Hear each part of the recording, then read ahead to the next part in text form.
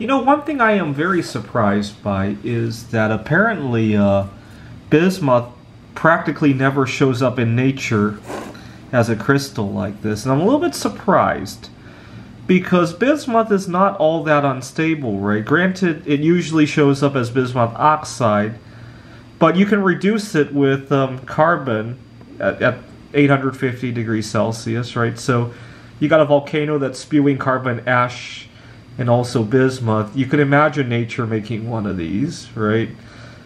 Now, the other reason I would love to see what a natural bismuth crystal is, it looks like, is because bismuth is actually the final, or not the final, but one of the longest living isotopes from a very long radioactive decay chain, right? So this bismuth could have started its life as a uranium or a neptunium, and eventually some of those isotopes have millions and millions of years, but the last couple have only very short half-lives.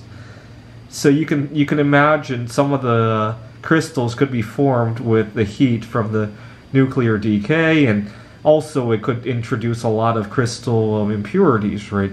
If you got a crystal that's bismuth, bismuth, bismuth, and then there's like a radium in there, and the radium decays, I would imagine that would add all sorts of interesting imperfections, right?